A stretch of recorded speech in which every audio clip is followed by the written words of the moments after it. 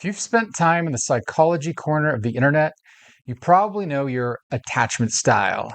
You know the categories: secure, anxious, avoidant.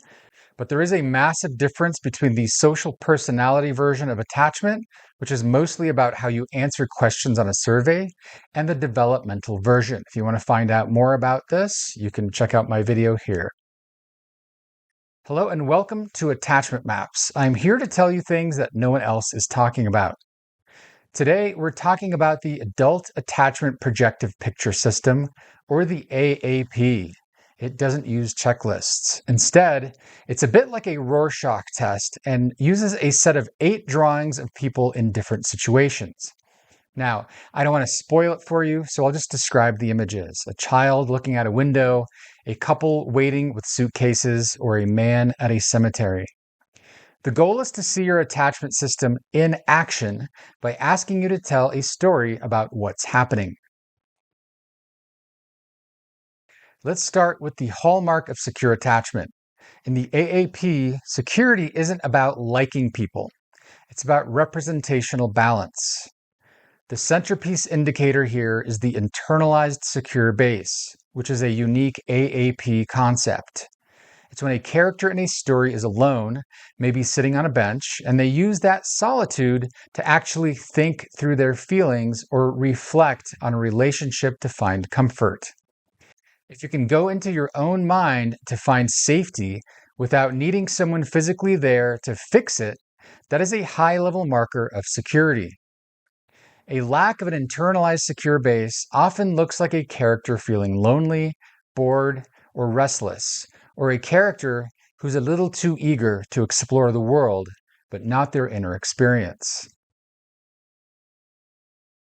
Now, dismissing attachment. In social psychology, they often refer to this as avoidant attachment. In the AAP, the centerpiece is a defensive process called deactivation. Dismissing individuals have learned that their attachment needs are bothersome or weak, so they use a cooling mechanism to shift attention away from distress. A classic marker is functional care, also known as instrumental care. In a story about a sick child, a dismissing person might say the mother brings him chicken soup and leaves the room. They fix the physical problem, but they ignore the emotional need. Dismissing individuals live in a state called failed mourning. This is like a protective shell of silence. A person functions perfectly well on the outside, but they have walled off their past trauma to keep it from dysregulating them. This is where it gets really interesting. Most people think preoccupied or anxious attachment is just hyperactivation, clinging to people for dear life. But the AAP reveals that it's actually dominated by a defensive process called cognitive disconnection. It's not just about seeking connection, it's about a mental fog and ambivalence.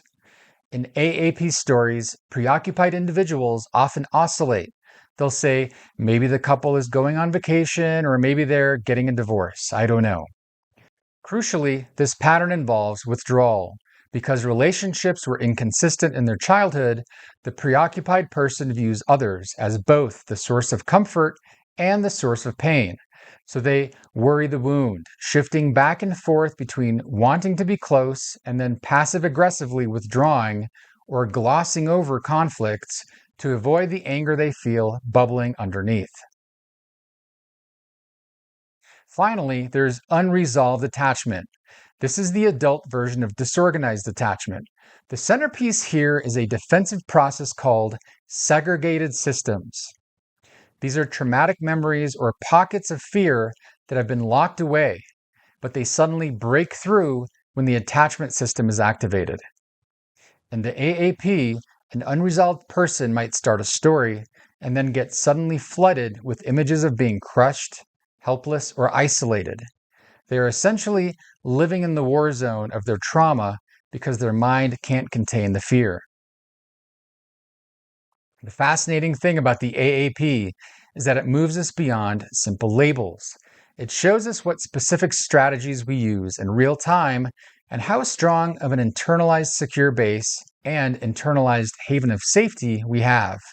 And due to the special ability of the AAP, To detect trauma, many clients are able to name their trauma for the first time, which actually reduces shame. It shows that attachment isn't just a personality trait, it's an active strategy we built to stay safe and to avoid painful thoughts and feelings.